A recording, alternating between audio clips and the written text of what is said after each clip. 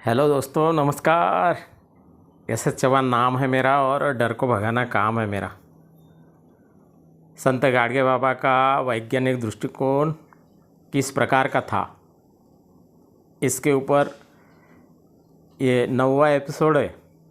आज के एपिसोड में हम देखते हैं गाडगे बाबा ने पृथ्वी की निर्मित, ईश्वर की निर्मित और हवा का स्थान कहाँ पर है ये बताने का प्रयास किया है। और कई संतों का उदाहरण दिया है उन्होंने। सबसे पहले वो अपने कीर्तन की शुरुआत करते थे, गोपाला गोपाला देवकी नंदन गोपाला। और फिर तर्कशील बातों पर भाष्य करते थे, समझाते थे, बताते थे। आजकल के संत मीठी मीठी बातें करते हैं, लोगों को बेवकूफ़ बनाते हैं, मोह माया का लालच दिखाते हैं, औरों को कहते हैं कि इसका त्याग करो और खुद सब कुछ जमा करते रहते हैं। ये लालची है, लोगों को बेवकूफ़ बनाते हैं। लेकिन संत गाडगे बाबा ने ऐसा कभी भी नहीं किया।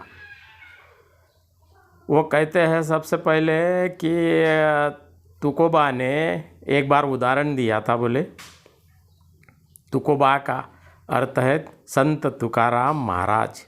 वो भी महान संत थे, उनके बारे में भी आगे हम चर्चा करने ही वाले हैं। उनके लिए अलग एपिसोड बनाएंगे। लेकिन आज अपन गाडगे बाबा ने संत तुकाराम का उदाहरण कौन सा दिया ये देखते हैं। तो संत तुकाराम कहते हैं, देव पहावयास गेलो अन तेते देव होऊनी ठेलो। ऐसा गाडगे बाबा कहते हैं तुकाराम जी के उदाहरण को देकर। तो मतलब देव ढूंढने गया, ईश्वर को ढूंढने के लिए गया और खुद ही ईश्वर बन गया, ऐसा कहते हैं। और आगे वो भी ये भी बताते हैं कि जब से इस पृथ्वी का निर्माण हुआ है तब से ईश्वर को किसी ने देखा है? लोग कहते हैं नहीं। किसी ने बात की है उनसे? लोग कहते थे नहीं। और वो ये भी कहते थे कि मुझे ईश्वर भक्ति ऐसे वैसे नहीं मिली है, मैं तो एक किसान का बेटा हूँ, मुझे ईश्वर भक्ति का क्या लेना देना। ये जो उन्होंने कीर्तन सुनाया था, अंतिम कीर्तन का कुछ हिस्सा है दोस्तों। 1956 वांद्रे पुलिस स्टेशन, क्योंकि वहाँ पर सत्यनारायण की पूजा भी पुलिस थाने में की गई थी। गाडगे बाबा की तबीयत ठीक नहीं थी, फिर भी उनको जाना पड़ा। वो गए और कीर्तन शुरू किया। 10-15 हज़ार लोगों की भीड़ थी उनके कीर्तन को सुनने के लिए। फिर उन्होंने शुरू किया था हवा के बारे में, ईश्वर के बारे में, पृथ्वी के बारे में सुनाया उन्होंने। आगे ये भी कहते हैं वो कि मैं पृथ्वी पर घूमा, नदी में गया, ईश्वर नहीं मिला, इधर गया, ईश्वर नहीं मिला, उधर गया, ईश्वर नहीं मिला, मैं घूम रहा हूँ कब से।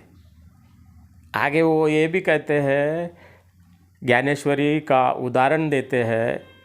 संत ज्ञानेश्वर जी ने महाराष्ट्र के संत थे, तर्कशील थे। उन्होंने ज्ञानेश्वरी में बहुत सी तर्कशील बातें, वैज्ञानिक दृष्टिकोण की बातें लिख कर रखी है। आज भी लाभदायक है, मार्गदर्शक है। तो गाडगे बाबा ने कहा कि ज्ञानेश्वरी में बताया गया है, क्या बताया? वायू वसे सकळ ठाणी, वायू वसे सकळ ठाई तरी त्याचे बिराडची नाही। इसका अर्थ यह है कि वायु सब जगह पे है, किसी एक जगह पर उसका ठिकाना नहीं है। और वो कहते हैं, लोगों को पूछते हैं हवा, किसी ने देखी है, कहा है कि कल हवा वहाँ पे थी, कल हवा वहाँ पे थी। हवा घर में है, हवा इस पृथ्वी पर कहीं पर भी है, बाहर है, जंगल में है, सब तरफ हवा है। हवा एक जगह पर मर्यादित हो नहीं सकती। और वो मज़ेदार उदाहरण देते हैं, वो कहते हैं कि हवा का बसेरा ठिकाना कोई कह सकता है क्या? कल मुंबई में था, परसों के दिन सातारा में था, एक दिन हवा वहाँ पर मिली, एक दिन गांव में मिली, एक दिन शहर में मिली हवा? नहीं मिली ना। लोग कहते थे नहीं, हर जगह पर हवा है, उसको कोई पकड़ नहीं सकता। और संत गाडगे बाबा तर्कशीलता के ऊपर जोर दे कर के कहते हैं कि तीर्थों पर जो भगवान बिठाए गए हैं कि नहीं, वो पेट भरने के। जगन्नाथ, रामेश्वर, यहाँ पर जो भी भगवान बिठाए हैं, वहाँ पर लोग जाते हैं, पैसा देते हैं। वहाँ का भटजी पुरोहित एक लोटा भर पानी 15 रुपये में बेचता है, चम्मच चम्मच पानी भी बेचता है। इस पर प्रहार किया गाडगे बाबा ने, और उन्होंने कहा कि ये ईश्वर कहीं पर भी नहीं है। मैं घूमा देखा, वहाँ पे मुझे क्या मिला पता है? पाषाण और पानी, मतलब पत्थर का देव और गंगा का जल, इस प्रकार से ये मिला है मुझे। आगे कबीर जी का दोहा सुनाते हैं, जतरे में फतरा बिठाया, तीरथ बनाया पानी, दुनिया बड़ी दीवानी, हुई पैसे की धुलधानी। इसका अर्थ यह है दोस्तों कि किसी भी मेले में, यात्रा में पत्थर का भगवान या मूर्ति रखी जाती है, लोग जाते हैं, पैसा खर्चा करते हैं, बर्बाद कर देते हैं। ये भी उन्होंने बताया है कि पैसे की बर्बादी होती है। कबीर जी के दोहे के ऊपर वो कहते थे। और गाडगे बाबा ने ये भी कहा, कबीर जी बोले हमेशा कहते थे, जतरे में फतरा बिठाया, तीरथ बनाया पानी। उसके बाद में ये भी वो कहते थे कि तीरथ जाओ, काशी जाओ, चाहे जाओ गया। कबीर कहे कमाल को सबसे बड़ी दया। लोगों ने सबके साथ में दया भाव से रहना चाहिए, प्यार मोहब्बत से रहना चाहिए। आगे वो लोगों को ये भी बताते हैं अपने संभाषण में कि तुम गणपति बिठाते हो कि नहीं? गणपति मतलब गणेश जी। लोग कहते थे हाँ बिठाते हैं। गणपति बिठाना एक रूढ़ी बन गई है। उसको बिठाते हो, भक्ति करते हो, नैवेद्य देते हो, मोदक देते हो, लड्डू देते हो, खिलाते हो। किसको? लोगों को। 10वें दिन गणपति को उठाते हो और पानी में चले जाओ, ऐसे कहते हो। हर साल वैसे ही करते हो। कहने का मतलब वो ये है कि उसको बिठाना एक कर्मकांड हो गया। आजकल हम देखते हैं दोस्तों कि कौन बड़ा गणपति बिठाएगा।